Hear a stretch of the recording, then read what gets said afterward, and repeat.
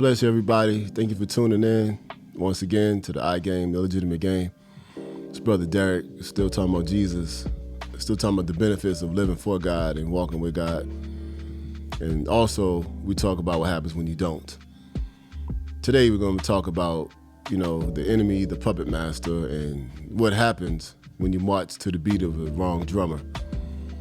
Because when the enemy gets a hold of us, he does the complete opposite of what Jesus does. Everything Jesus does is a balance. Even when God is chastising you, he's still doing it with a balance and with a purpose. And you'll know when God lays you down. And when God promotes you, he still does it with balance because God considers everyone around you. And I'm gonna say this real quick, then I'm gonna get to the point. You will always know when God's doing something in your life because he's not gonna hurt somebody to promote you. You will always know when the enemy's doing something in your life because you will increase at the cost of somebody else's, the pain.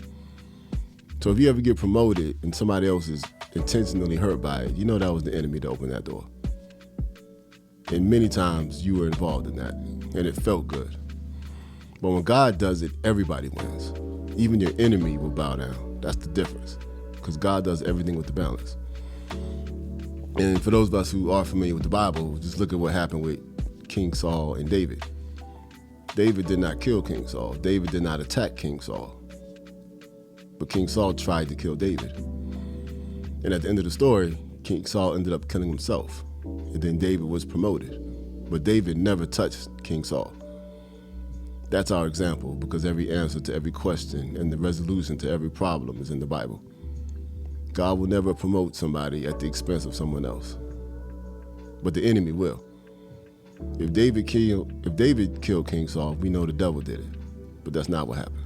Saul took himself off of here. So that's the example. Now, I said I'd like to say this. The puppet master should always be Jesus, not the enemy. When the enemy does it, there's no balance, there's extremes. And those extremes are ice and fire. Some people use that yin-yang stuff. Like I studied that for a minute. But it's ice and fire. And the reason it's ice and fire is because it's an extreme. It's either frozen or it's burning.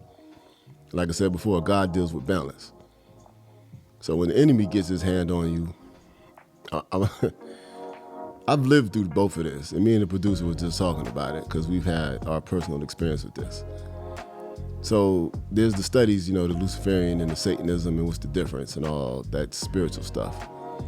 So I'm going to read it real quick, then we're going to talk about it. In Satanism, it deals with fear and depression, which leads to paralysis, which is the ice. You don't move because of fear. You don't move because of sadness. You don't move because of depression. You don't move because you just don't know what to do. And the enemy can get you high off that because now you're seeking sympathy, you're seeking nurturing, you want people to hold you, you want people to cater to you in your sadness and your anxieties and your fears and your depressions. That's ice. You don't move at all.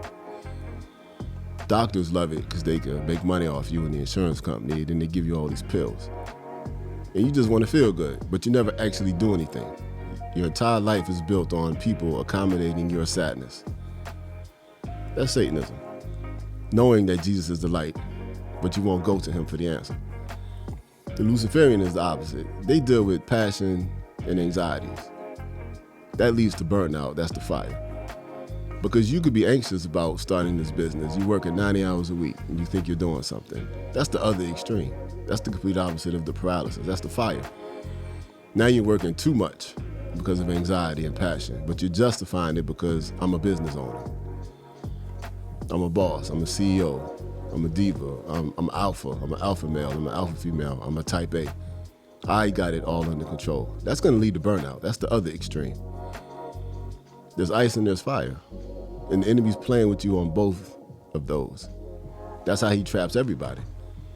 Because he could trap you with your fear or he could trap you with your passion.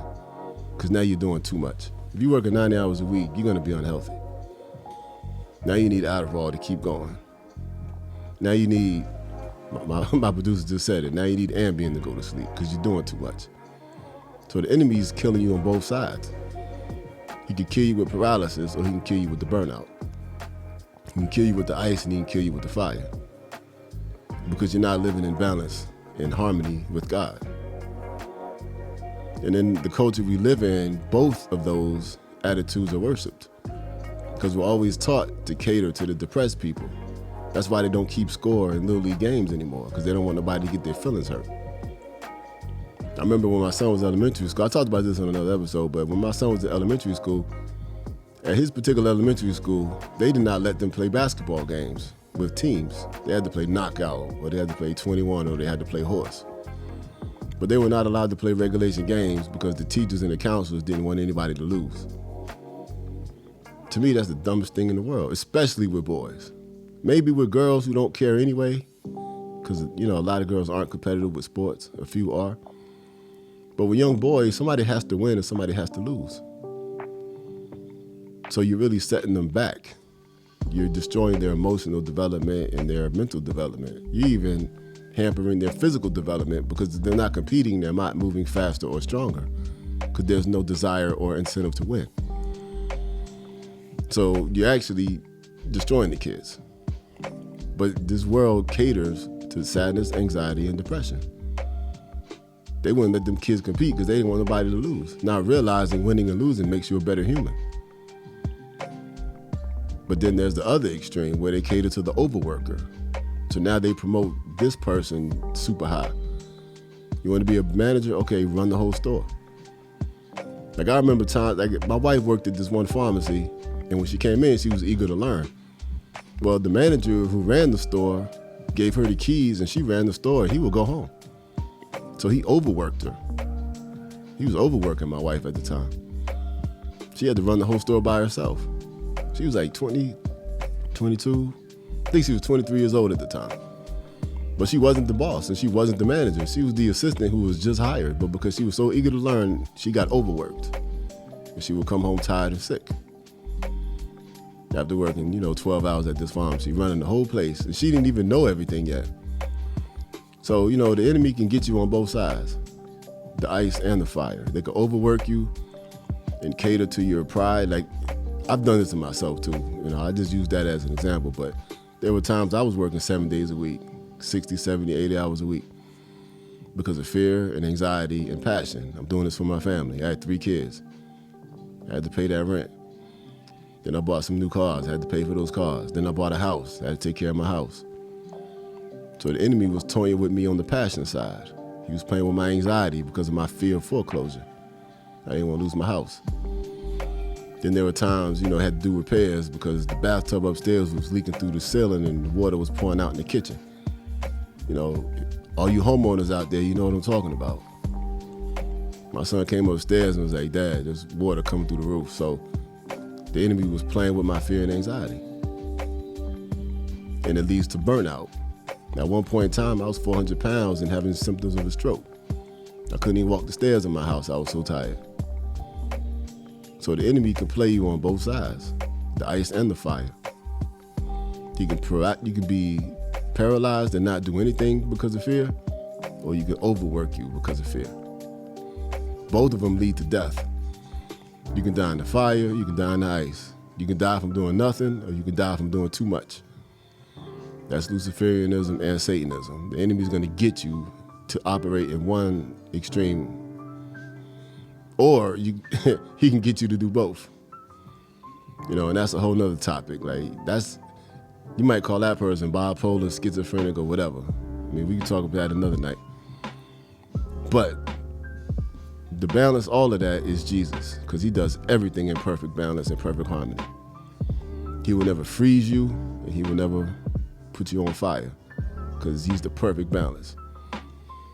He's the light, the knowledge, and the glory, and he has all the answers. And because he knows the end game, he knows what to do today. He's the ultimate chess player. We have to trust Jesus. When you trust yourself, the enemy's going to play you. He's going to either throw you into the ice or the fire. 2 extremes. Jesus will never put you in the extreme because he loves you. He's your father.